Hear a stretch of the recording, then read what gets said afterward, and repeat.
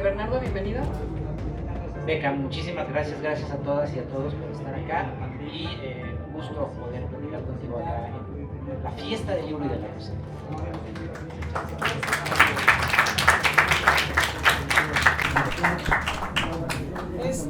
Pues Bernardo, yo quisiera más como una charla, Claro. más que la solemnidad de la presentación, ¿verdad?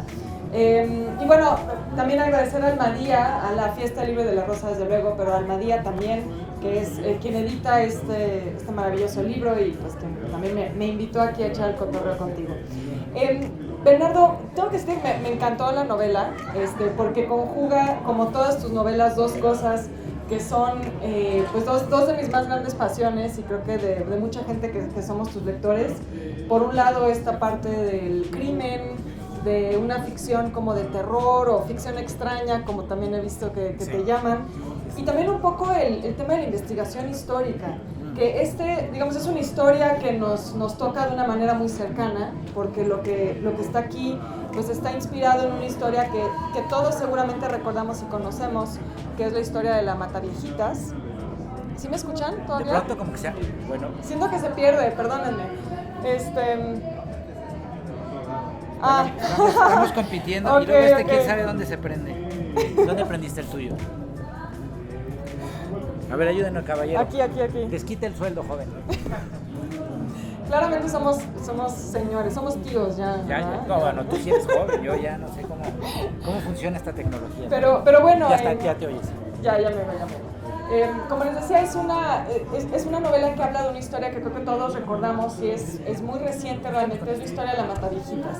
Sin embargo, en el tratamiento que tú le das, hay mucha investigación, como lo haces en tus otras novelas, ¿no? Lo tratas ya como un caso histórico que sin duda lo es. Y mi primera pregunta sería en ese sentido, ¿cómo me parece que aquí vinculas más que en otras novelas quizá, o en tus cuentos, tu formación en comunicación, tu formación un poco más digamos, de periodista, y tu trabajo de escritor como un escritor de crimen y de terror? Entonces no sé si nos puedas contar también un poco sobre cómo mezclas estos dos mundos en esta novela y si esa formación tuya en comunicación, periodismo, tuvo algo que ver con el que escogieras este tema y el tratamiento que le diste. Bueno, ya nos sirvió el otro micrófono, pero nos quedamos con este. Sí, yo fui periodista, digo fui porque respeto muchísimo la profesión de los periodistas y ya no la ejerzo, ¿no? Entonces, lo digo por eso, pero sí viví mucho tiempo de ser periodista, editor, no tanto de andar en la calle, que sí lo hice, reportear, pero sí, sobre todo como editor, ¿no? En periódicos en Guadalajara, en periódicos acá, en Ciudad de México y en revistas, semanarios, etcétera. Entonces sí, digamos, sí es mi formación de periodista y estudié ciencias de la alucinación, como le llaman, en Guadalajara, en una universidad que se llama ITESO. Y entonces, bueno, claro, tengo esa formación también de comunicador. Después, poco a poco, bueno, me he ido centrando en la escritura, pero uno se queda justo con esa formación, ¿no? Y este libro, tienes mucha razón, Beca, tiene mucho como de mi oficio, no solo de escritor, sino del periodista que fui y del comunicador que fui, ¿no? Entonces, sí ya llegó tu identificador. Y entonces, claro, esta novela me representaba muchos retos porque no solo tenía que estar presente el escritor, sino sí hay una parte de periodista, de investigador, para intentar desentrañar las múltiples capas que tiene este caso, que sí es histórico ya, por todo lo que ha significado, pero que a la vez tan solo han pasado 15 años más o menos desde que atraparon a la Mataviejitas, ¿no? Entonces hay y no hay una distancia, es algo curioso, ¿no? Yo sentía que sí, ya era un momento para volver a meterse a fondo en esta historia e intentar entender qué había pasado. Entonces hay una parte también, en el periodismo se le llama color, ¿no? Cuando te dicen, haz una nota de color, es que vas, por ejemplo, a una corrida de toros, por decir eso, o al estadio, y entonces no vas a narrar quién metió el gol necesariamente, sino qué pasó en las tribunas, a quién le aventaron agua de riñón, qué gritaba la tribuna, o en los toros, quién se estaba bebiendo la bota con vino. Ese es el color. ¿no? Que se le llama en el periodismo. Entonces acá había mucho de eso, de retratar el habla, porque, digamos, aunque hay una parte de ficción en la novela, hay mucho de realidad y mucho de ciertos lugares, la Arena Coliseo, por ejemplo, el mundo de las luchas, ciertos barrios, cómo se habla, cómo se mueve la gente, a qué huelen, ¿no? Que necesitaba esa textura para volver verosímil, ¿no? Esta novela. Entonces sí hay mucho de mi parte, me da gusto que lo hayas visto y creo que nadie me lo había mencionado y de hecho yo ni lo había pensado, pero es verdad que hay mucho de mi yo periodista y le debo mucho a mi yo periodista a esta novela. Sin ese bagaje, sin esos recursos que me dio el periodismo, difícilmente yo hubiera podido escribir este libro, porque pues como escritor a veces uno toma más distancia de los hechos y los vuelve más literarios, y el periodismo sí está muy apegado a estar ahí, a que te caigan las gotas de sudor, ¿no? Entonces sí hay mucho de eso.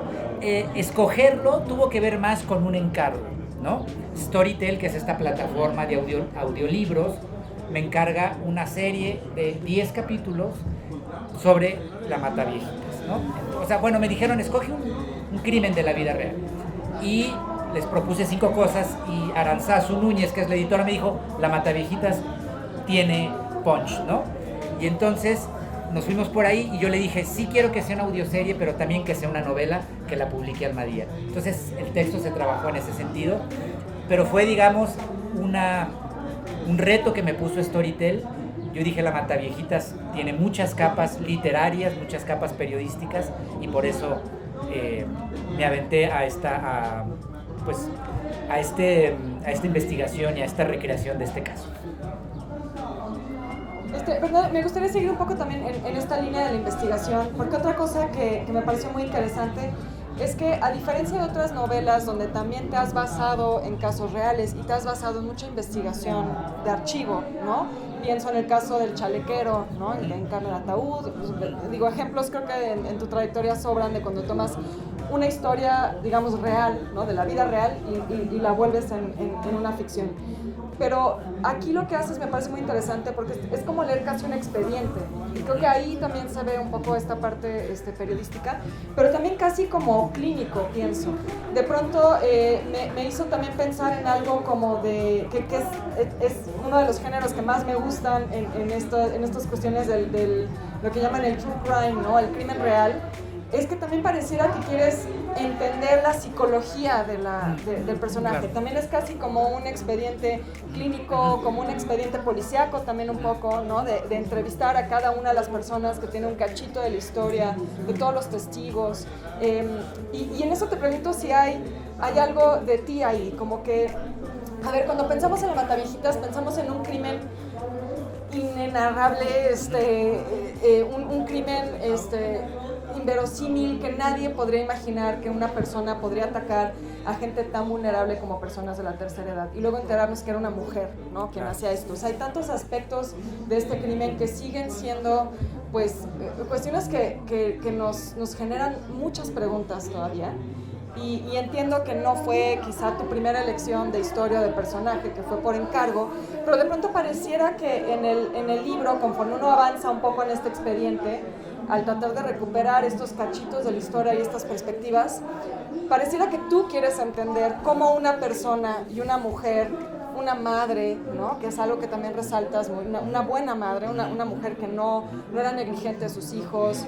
Ahora sí que una mamá luchona en el sentido más literal de la palabra, ¿no? Claro. Una mujer que era luchadora de lucha libre para tratar de mantener a sus hijos, de pronto se convierte en este monstruo, ¿no? Entonces también me pregunto qué tanto en esta, pero también en otras de tus novelas, estás tratando un poco también como de entender qué lleva a una persona que podría parecer muy ordinaria a cruzar ese límite y convertirse en ese monstruo que ya es para el imaginario popular. Claro. Sí, de entrada sí lo pensé tal cual como un expediente, ¿no? Era como el reto de cómo bajar esta historia en 10 capítulos, ¿no? Como les decía, para la audioserie. Y entonces sí, conforme fui leyendo, dije, bueno, esto puede ser la ruta de un expediente policíaco, ¿no? Entonces la propia Aranzazu, la editora, me dijo, tienes que resaltar los amores, me dijo, porque era muy enamoradiza, ¿no? Se casó en la cárcel incluso, ¿no? Entonces sabíamos que teníamos que empezar por ahí, porque además eso tiene un buen gancho, ¿no? Como hablar de los amores de una asesina. Y luego, pues, hay muchas tragedias en su vida, ¿no? Entonces, el segundo capítulo, las tragedias. Y bueno, pues la pesquisa, ¿no? La parte de la nota roja, la parte del expediente de la criminóloga que la analiza y dice qué es lo que pasa en su cabeza. La parte de los falsos culpables, porque conforme yo investigaba estaba claro que por la presión mediática que había y por la desastrosísima investigación de la policía, que no tenían la menor idea de quién era ni de cómo atraparla, la presión hizo que, como suele pasar en este país, chivos expiatorios.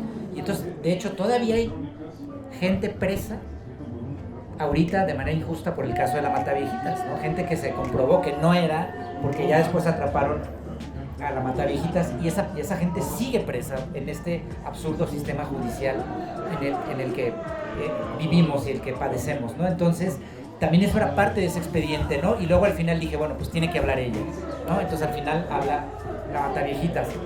Pero sí tiene una parte, lo dices muy bien, Beca, clínica.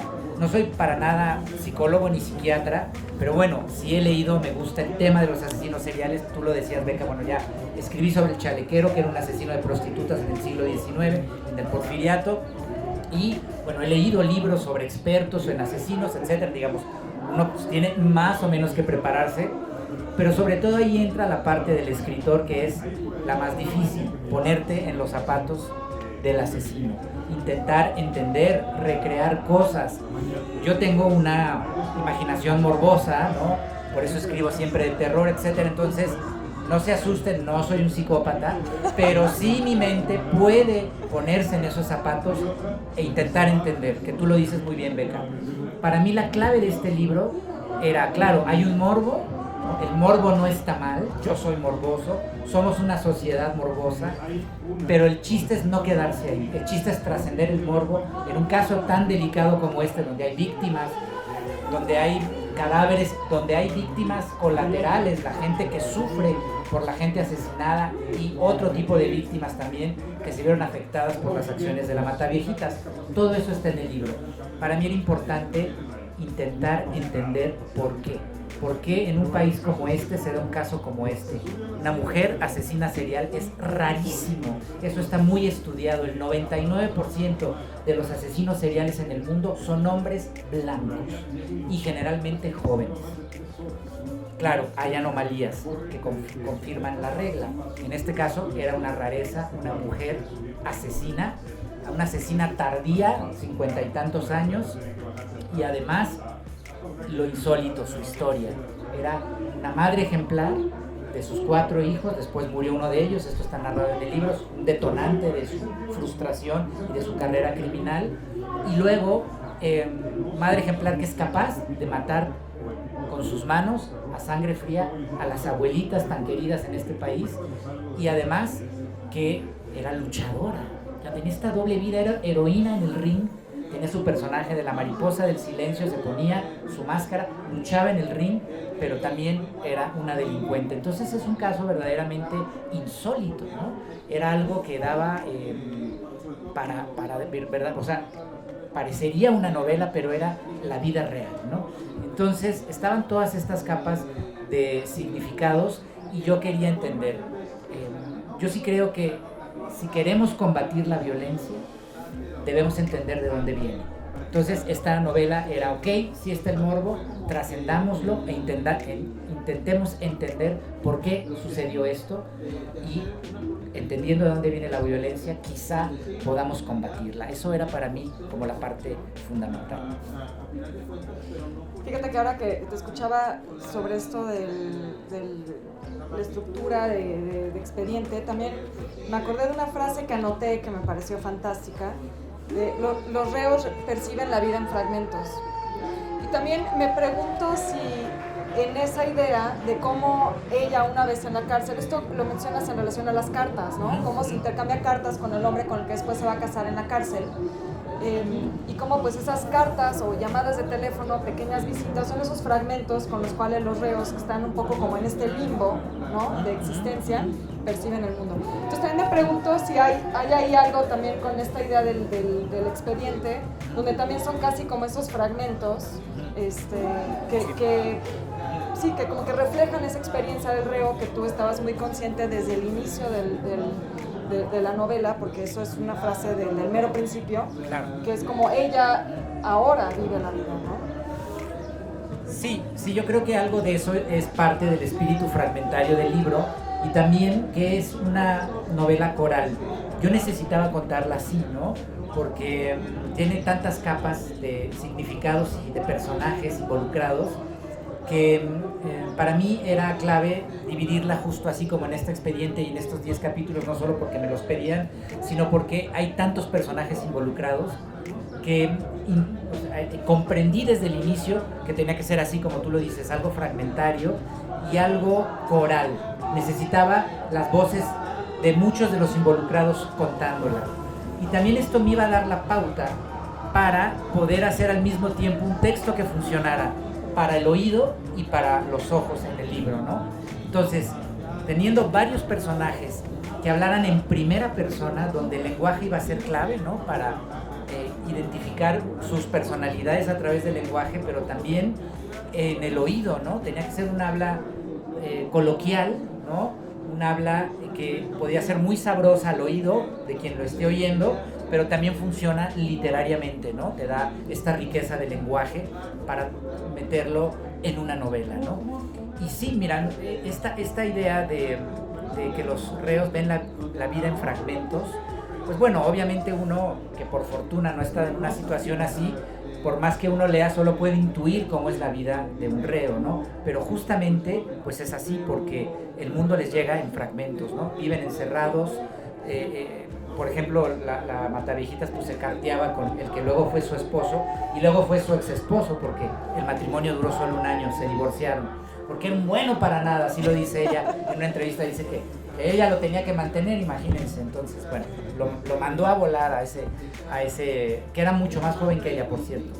Pero bueno, entonces ven la vida en fragmentos, ¿no? Y entonces finalmente estamos viendo aquí la historia de una persona que no solo en la prisión su vida fue fragmentada, o es fragmentaria por esto que estamos diciendo, por la condición del encierro, sino que su vida antes de la prisión también se vio fragmentada por muchas razones.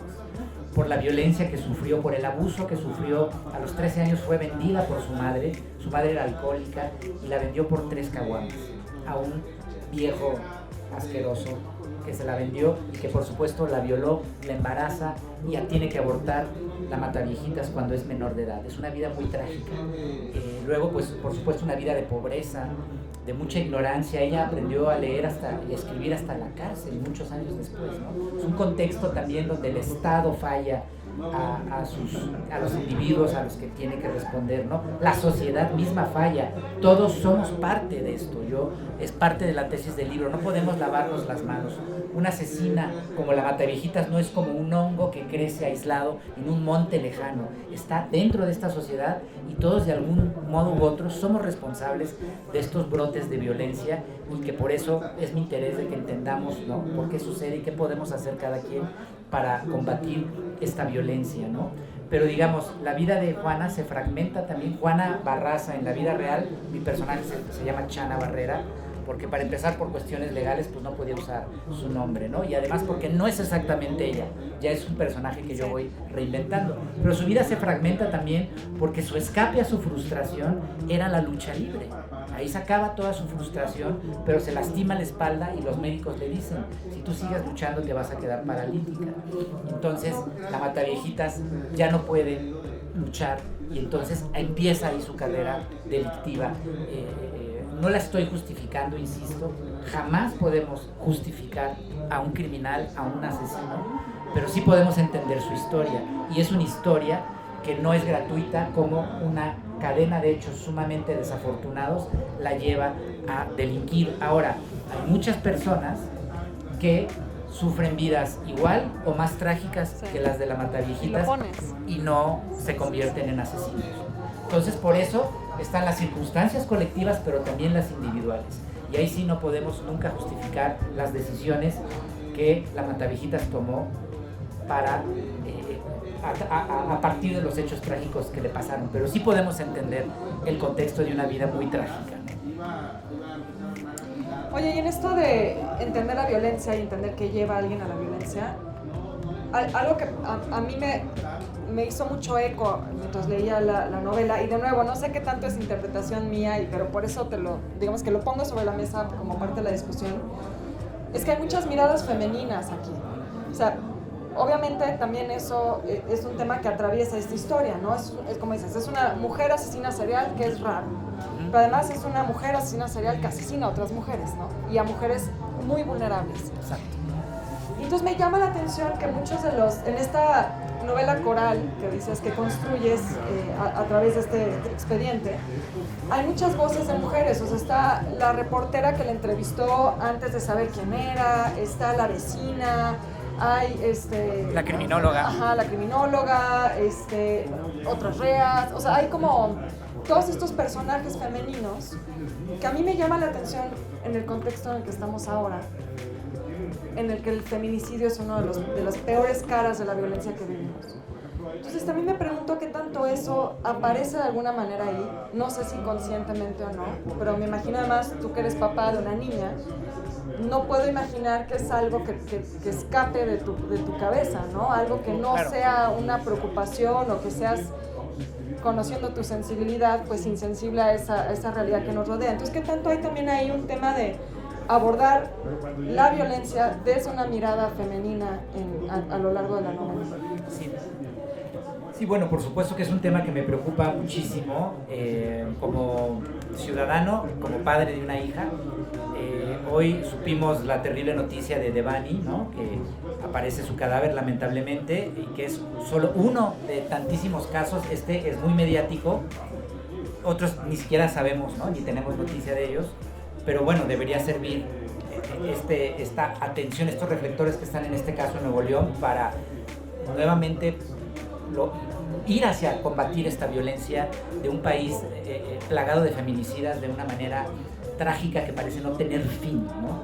Y ahora, aquí es algo que toca de manera tangencial este tema, pero no es, o sea, sí es una feminicida, pero es una anomalía, porque no es un problema de las mujeres el feminicidio, me refiero de quien lo ejecuta, ¿no? Sino de los hombres, en su totalidad. O sea, es rarísimo que exista. O sea, la Matavijitas era una feminicida, por supuesto, pero es el 0,0000.1, ¿no? Y el problema de los feminicidios en este país es que es un problema de violencia machista claramente identificado, ¿no? Y que por eso digo que lo toca, pero no es el meollo de ese asunto. Ahora trabajo en una novela por nuevo encargo de Storytel, que también será el mismo combo, audiolibro, novela por Almadía, que es sobre Goyo Cárdenas, que él sí fue un feminicida, ¿no? Entonces, en los años 40. Entonces, ahí sí, ya me estoy metiendo mucho más en el tema de entender la violencia feminicida y machista, ¿no? Acá lo toca tangencialmente, ¿no? Es parte del problema, pero no el principal. Ahora, sí, yo como escritor hombre, no es tan fácil como ponerme en la sensibilidad de entender todos los temas de la mujer, pero sí me interesa y voy poco a poco animándome. Sobre todo pienso que yo como narrador también de novelas policíacas, y eso lo estaremos tratando también mañana a las 3 aquí en una mesa que tengo con Viviana Camacho sobre la novela negra en concreto, yo ya no puedo pensar en escribir una novela policíaca sin tener un personaje femenino que sea importante en la trama, sin que tenga que ser asesinado. Porque si vemos la gran mayoría de las novelas policíacas que se han hecho en todo el mundo, hablemos del periodo de entreguerras para acá, que fue cuando fue la eclosión de la novela negra como la conocemos hoy en día, después de Edgar Allan Poe, después de Sherlock Holmes, de Agatha Christie, de Arthur Conan Doyle, nace la novela de entreguerras, Raymond Chandler, Dashiell Hammett. Es esta novela urbana, muy oscura, muy negra. Es una mujer muere, es violentada, es masacrada para que un hombre se preocupe y sea el héroe de la trama. Yo ya no puedo pensar así, yo ya no puedo escribir así. Sí lo hice en novelas pasadas, pero sí estoy también en un proceso de deconstrucción, no solo de como individuo, sino como narrador, ¿no? Entonces me interesó este proyecto porque era hablar de un personaje femenino, y hay otros personajes femeninos, ¿no? Pero lo que yo estoy intentando ya en mis novelas de ficción es que ya no me interesa narrar si no hay un personaje femenino que sea importantísimo en la trama y que no tiene que morir necesariamente para que un hombre se preocupe. Hay académicas que han analizado esto y le llaman la teoría del refrigerador. ¿Qué es esa? O sea, la mujer como personaje en la novela aparece muerta, masacrada, el hombre es el héroe, se preocupa y es el que se lleva las palmas porque qué héroe, ¿no? Qué héroe, él resolvió el crimen. A mí ya no me interesa narrar así, ¿no? Entonces, en la saga Casasola, que terminé recientemente la 5ª novela, pues claro que está Casasola porque es el hilo conductor, pero tiene una coprotagonista que es incluso más importante que él en esta novela. O sea, yo ya estoy como cambiando mi chip porque ya no me interesa narrar de otra manera, ¿no? Lo lograré, no lo lograré, no lo sé, pero sí creo que el mundo en el que estamos viviendo ya pide otras cosas, incluso de los escritores. Las escritoras mujeres están haciendo un trabajo increíble, lo que está pasando en América Latina, con lo que está escribiendo Mariana Enríquez, con lo que está escribiendo Mónica Ojeda, con lo que está escribiendo María Fernanda Ampuero, Liliana Colanzi aquí en México, Viviana Camacho, Fernanda Melchor, en fin, muchas otras, están escribiendo lo mejor que se está haciendo. Nos toca a los hombres ser menos pendejos, la verdad. Muy bien, amén. Y bueno, Bernardo, creo que ya tenemos todavía unos minutitos porque queremos abrir preguntas y comentarios del público.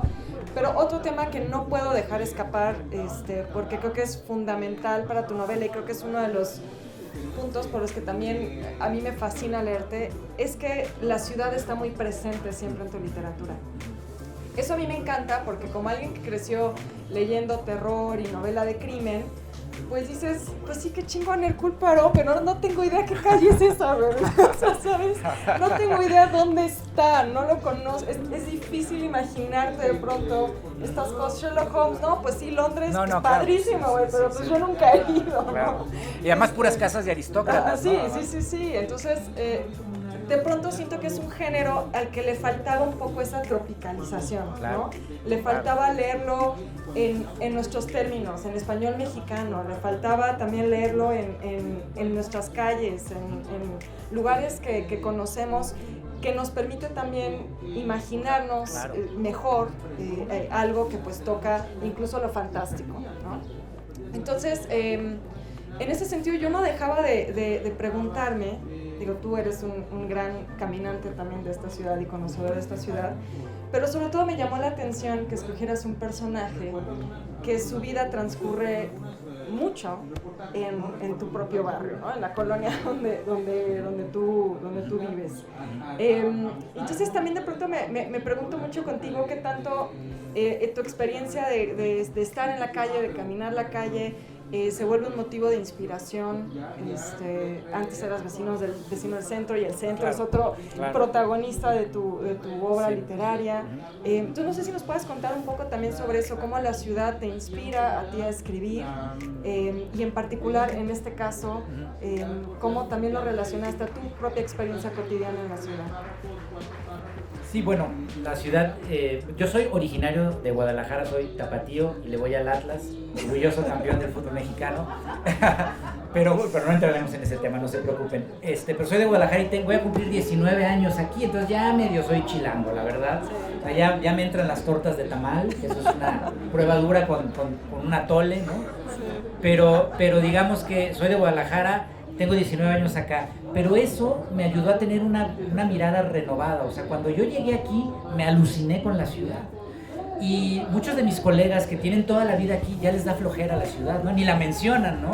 Y yo lo entiendo, pues es algo que tenían así como demasiado cerca, pero yo llegué a maravillarme, ¿no? Como tapatío, como un chico de provincia literalmente, llegué aquí, me fasciné, pero llegué a la Colonia Condesa porque llegué a trabajar en un lugar que ahí estaba, ¿no?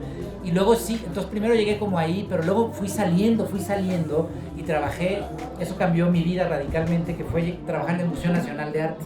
Tacuba, en el centro histórico. Entonces ahí ya me metí al metro, ya descubrí el centro, las ruinas prehispánicas, todo, ¿no? Entonces ahí mi mente empezó a comprender que el tipo de literatura que yo hago ligada a lo sobrenatural, a los personajes, al color que les decía, el centro histórico sobre todo, porque la ciudad es tan grande y son tantas ciudades dentro de la ciudad, pero principalmente en el centro histórico era el personaje, tenía que ser el personaje principal de mi literatura, y se ha ido convirtiendo de manera gradual. En algunos cuentos de los niños de paja empecé a meter algunas cositas, en Demonia más, en Mar Negro ya es casi todo, y luego la octava plaga, que es la primera de la saga Casasola, apenas en Toda la Sangre ya es todos los sitios prehispánicos, porque hay un asesino que saca corazones y los arroja en las ventanas arqueológicas porque quiere que regrese la antigua Tenochtitlan, y en fin, o sea, ya es el personaje principal de mi literatura, es indivisible la Ciudad de México de lo que yo hago.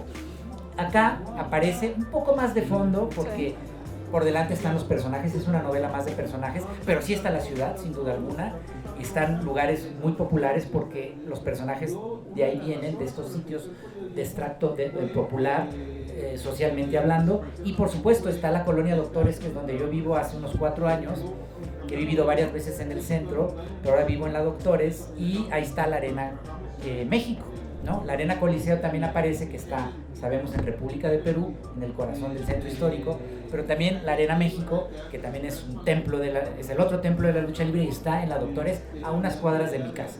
Entonces, eso fue casualidad, ¿no? Porque yo ya me había mudado ahí cuando decidimos que iba a ser la Mataviejitas con Storytel, y bueno, pues ahí estaba, o sea, de algún modo empezaba ya a sentir el barrio, y eso me permitía meter ese color.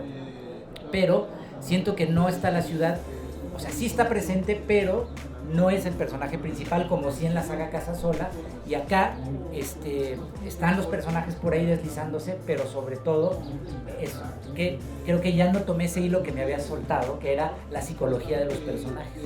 Y sí, aquí aposté mucho por entender, no solo a la Mataviejitas, sino a los demás personajes, ¿no?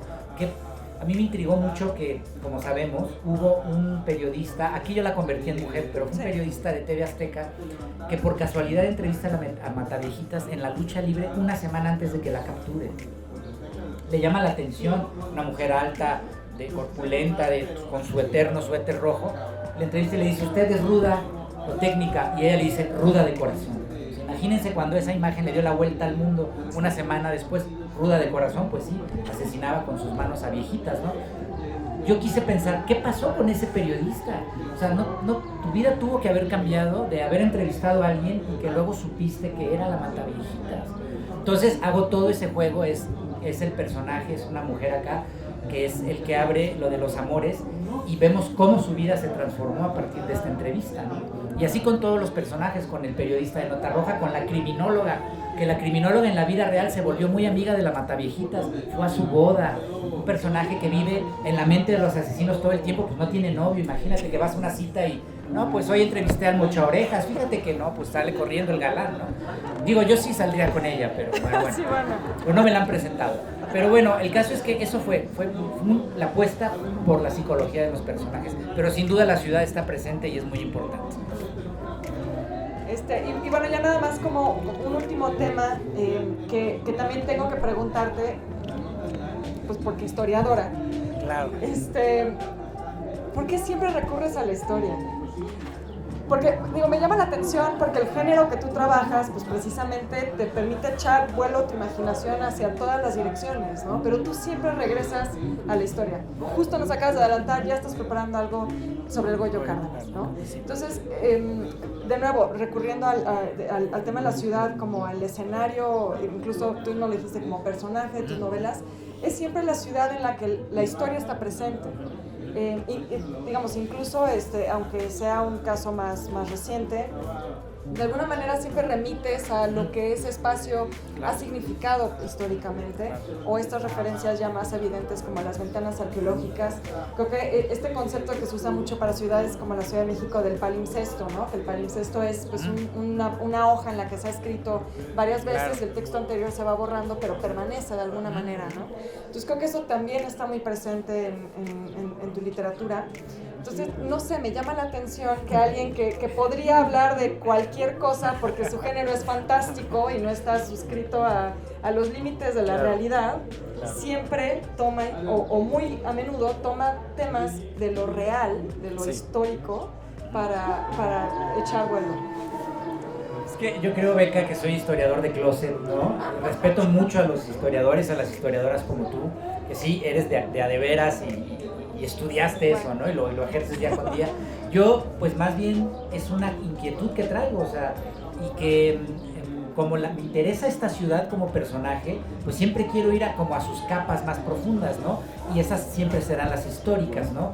Ahora, soy un historiador tramposo porque como no soy historiador, entonces el estar investigando me da datos e ideas para la trama, ¿no? Entonces digo, mira qué buena idea esto, voy tomando notas, pero luego cambio fechas, luego lo aclaro, ¿no? Porque tampoco quiero pasar por ignorante, pero sí yo utilizo la historia con H mayúscula, la subordino para la historia con H minúscula, yo soy un narrador, entonces yo la utilizo para lo que me conviene, ¿no? Entonces a veces modifico hechos, modifico fechas, pero nunca el espíritu de un caso histórico porque eso es lo principal, ¿no? No podría traicionar la esencia de una época si me estoy metiendo en ella, ¿no? Sí lo trato con mucho respeto, pero sobre todo porque pienso que es muy difícil ser, y esto me lo dijo un querido amigo novelista, J.M. Servín, me dijo, ser un escritor de novela policíaca hoy en día en México es imposible porque la justicia no funciona. Entonces, ¿cómo tu detective o quien sea va a resolver un caso? Entonces me dice, por eso Casasola es un detective del pasado. Entonces yo nunca lo había pensado así, pero tiene toda la razón. O sea, Casasola en realidad siempre está investigando las capas de historia que están detrás y está investigando hacia el pasado, claro, porque la imposibilidad de la justicia en el presente está muy clara. Entonces Casasola va hacia el pasado, hacia las capas de historia, porque ahí sí puede resolver cosas que en el presente no son imposibles, lamentablemente, por el sistema de justicia que tenemos. Entonces me divierto mucho haciendo historia, entiendo más este país, esta ciudad, y me da muchísimas, sobre todo, de veras, me da muchas líneas de trama, muchos personajes, ¿no? Por ejemplo, en la novela del Chalequero, que es Carne de Ataúd, leyendo a los cronistas, a Ciro B. Ceballos, gran cronista de la época, dice que estaba el personaje de la Severa, una viejecilla que parecía bruja, que en esa época se usaban velas y recogía los restos de las velas para fundirlos en un caldero y volverlas a vender. Entonces yo dije, eso está perfecto, entonces yo la puse a que metía a niños, o sea, era como una bruja y salían las velas con dedos, ¿no? Entonces, a mí me gusta jugar con eso, o sea, dices, aquí está este personaje histórico, pero yo lo trastoco y lo convierto en algo macabro porque mi imaginación funciona así. Pues ahora sí ya vámonos con preguntas y comentarios del público, aunque debo decir que esto que dijiste me conmociona mucho, que la verdadera ficción en México sería que el crimen se resolviera. Es bueno, brutal, qué bonito. Es brutal. Está grabando eso, señor productor, frase de oro. La verdadera ficción híjole, es que la justicia se resuelva. Sí, no, Claro. eso sí es de terror. Sí. Sad but true. Exacto. Bueno, pues ahora sí con eso nos tenemos que despedir. Muchas gracias a todos por venir, gracias a Almadía por convocar a la Fiesta Libre de la Rosa y gracias Bernardo. Beca. Gracias. Aplauso a Beca, por favor. Un honor. Gracias.